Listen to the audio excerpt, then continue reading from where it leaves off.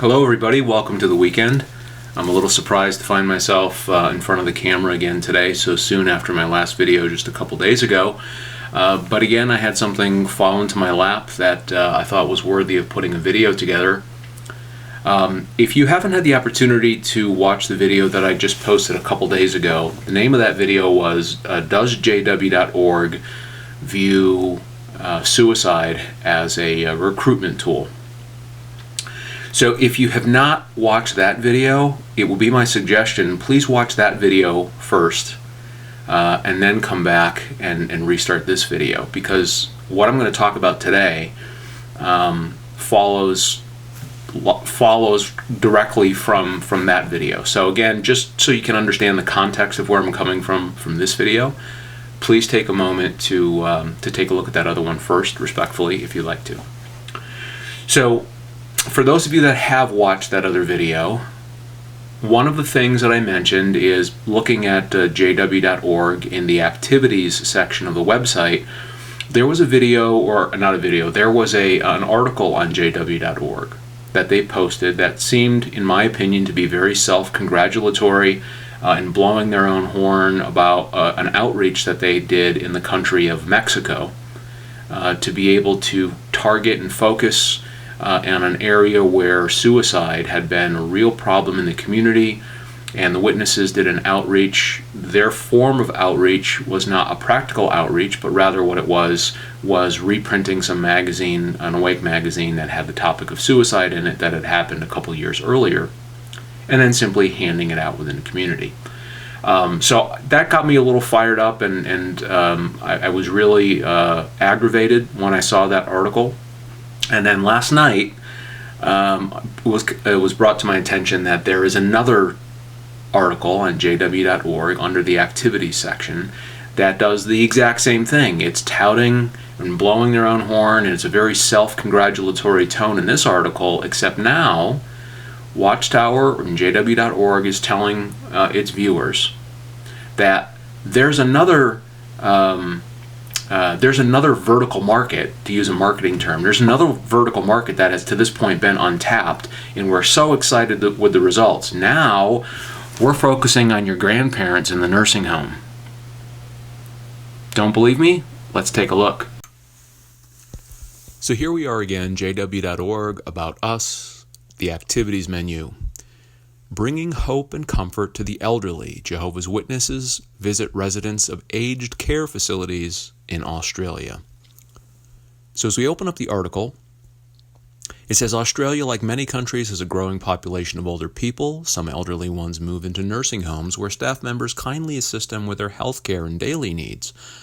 Of course, many nursing home residents need more than just physical assistance. They may sometimes feel bored, lonely, or helpless. And Jehovah's Witnesses bring hope and comfort when they make weekly visits to 2 aged care facilities in Portland, a town in Victoria. The Bible discussions are tailored for nursing homes. They meet with a group of residents and discuss Bible topics.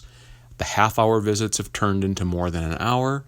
Some of the older ones are blind, bedridden, or unable to hold objects. The witnesses assist them throughout the discussions and encourage them to participate as much as possible.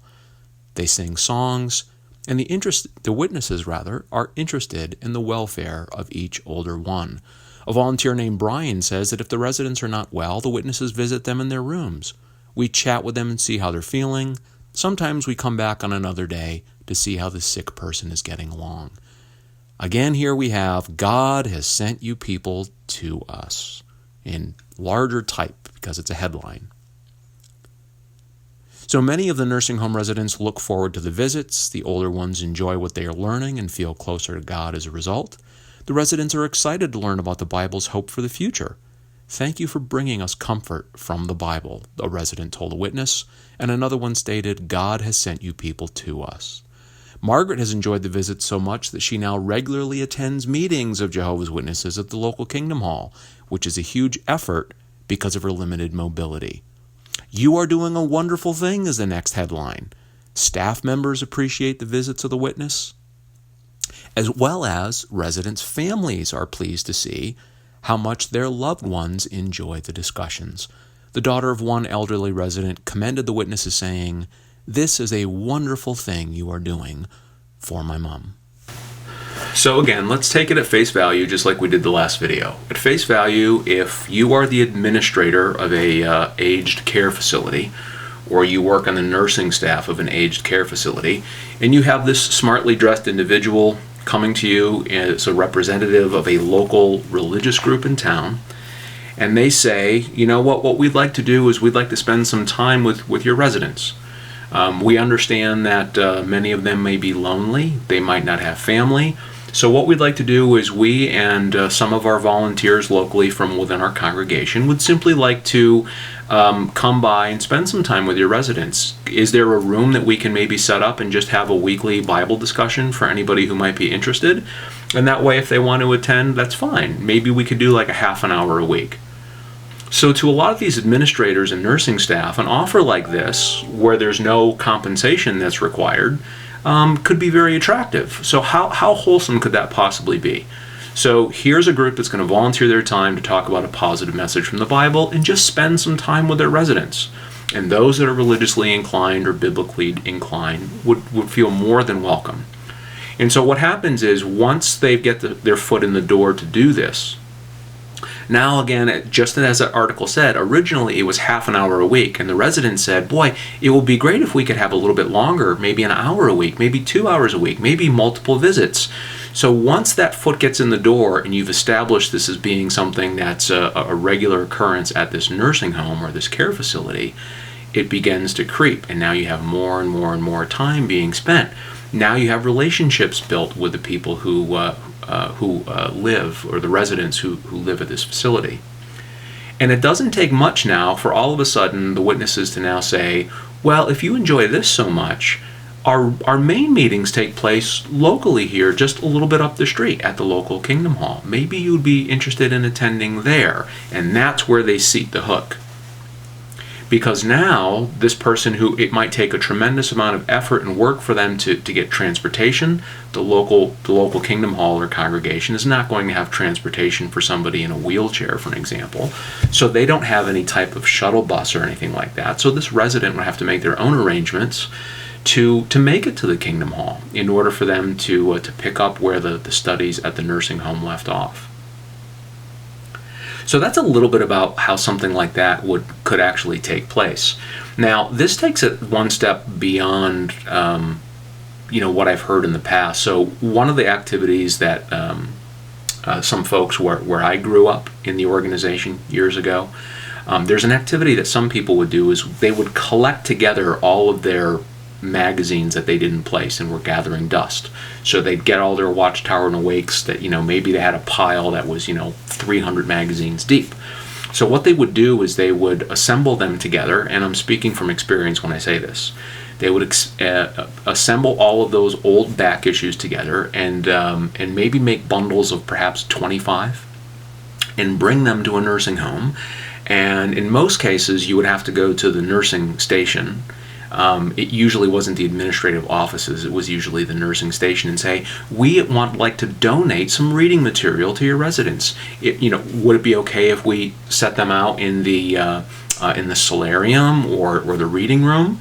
And in most cases, the nurses were so busy with nursing and caring for the residents that they would say, yes, if you'd like to donate some reading material, that's wonderful. Feel free to just put it there in the bookcase in the reading room. And it was a great way when you were a witness to put on your report. If you visit 3 or 4 nursing homes in a day, you could easily put 100 magazines on your service report. So as you took the time to drive from one nursing home to the other nursing home on the other side of town to the other nursing home on the other side of town, you could have a group of 3 or 4 witnesses that in total ended up spending 2 hours in an afternoon driving around and simply dropping off donated magazines to these nursing homes. Each one of those publishers could each count 2 hours, so therefore a 2-hour afternoon with 4 people in the car means 8 hours of time was reported to the organization. And then each one of those people could have 25 or 50 magazines on their placement report. So it sounds great to say, we're reaching out to folks that wouldn't otherwise be able to hear our message. So if the door-to-door work is not being fruitful, and if standing idly by a cart in a metropolitan area and just watching as people come up and take a magazine or a piece of literature, if that's not really getting the results that you want as an organization, could you imagine that somewhere along the way there's a meeting taking place, and somebody's saying, you know who's bored and lonely and helpless, which is really prime real estate for us. That's our target market. People that can't walk away from us, people that are in a nursing home. What a great vertical market for us to try to focus on. So the Watchtower organization, jw.org, purposely focuses on these folks that are prime candidates. They're ripe for the picking. Any type of personal interaction is welcome. It doesn't matter what the topic is. You could sit down next to somebody in a nursing home and say, would you like to do a jigsaw puzzle with me? And you can spend 15, 20 minutes, an hour, 2 hours. They're grateful for almost any type of human personal interaction. So what a nursing home administrator or a nursing home nurse at the nursing station would have no way of understanding based on the pitch that they're given when the local congregation comes to that nursing facility. They would have no way of knowing that there's actually an ulterior motive and an agenda. The witnesses see vulnerable members of the community, like shut-ins in a nursing home, as being a ripe market to be able to receive the message. Because here you have people who are lonely, who are bored, who have physical ailments that are bringing them pain. Death is something that is, in many cases, daily on the mind of these folks. So the message that's contained in this literature that's being donated by this local church group here in your community has messages which say, you can live forever. God is going to make a paradise on the earth, and you're going to be able to play with lions and panda bears and crocodiles, and you're going to be able to pet a snake, and you're going to be able to stand up again and to leap as the gazelle does.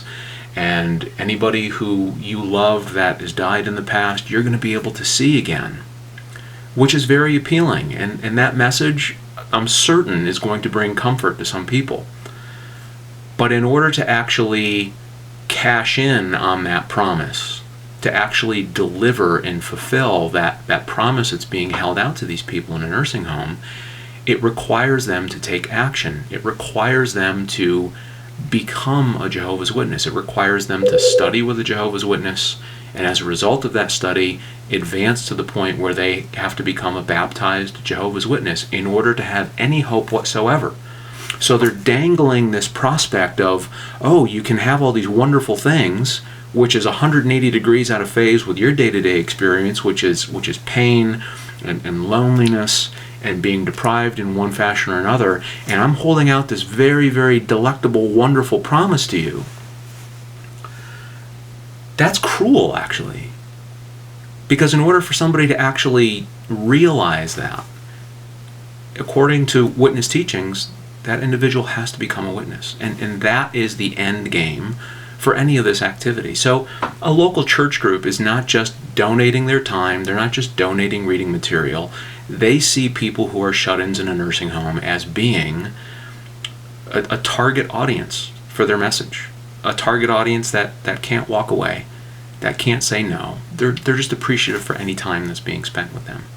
So I think that's something that once you understand what's going on in this type of scenario, to me, I think it's another evidence of not being straightforward and not saying this is what we'd like to do. We would like to preach to the residents in your nursing home. Because I think if they did, I think most nursing home administrators and the nurses within those facilities would say, no, if you want to be preaching to our residents, go somewhere else. That's not what this for. That's not what this facility is for. So the other thing is, let's just say, let's remove it from the conversation of jw.org for a moment. Let's assume that you are visiting your grandparent or an elderly loved one, a friend of the family or a family member.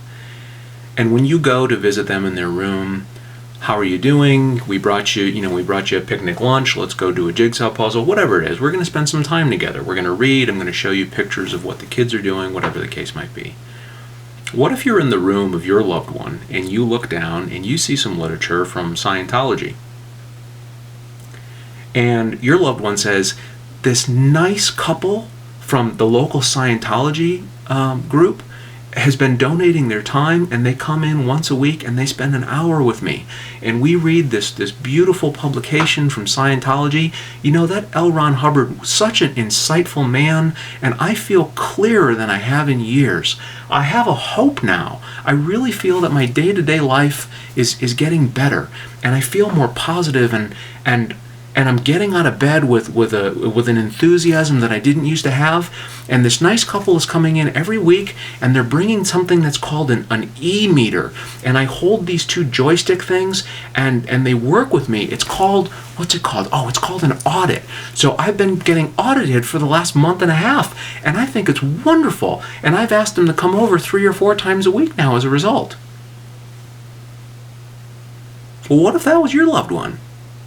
What would you think if the local Scientology group was going into the care facility where your loved one lived and was leveraging that opportunity to get their foot in the door, to talk to your loved one about their beliefs, and to plant in your loved one's mind the only way for you to no longer have pain and the only way for you to have hope is by getting clear through an audit?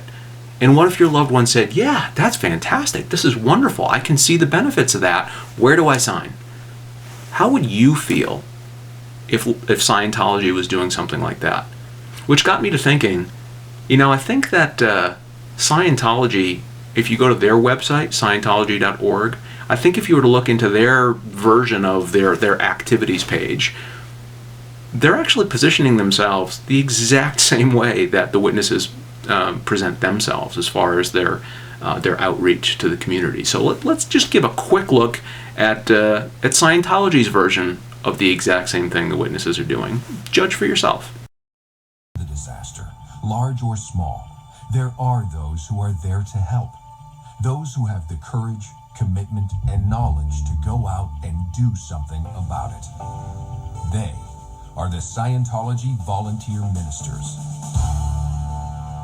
Established by L. Ron Hubbard in 1976, the volunteer ministers bring help to their fellow man by restoring purpose, truth, and spiritual values to the lives of others.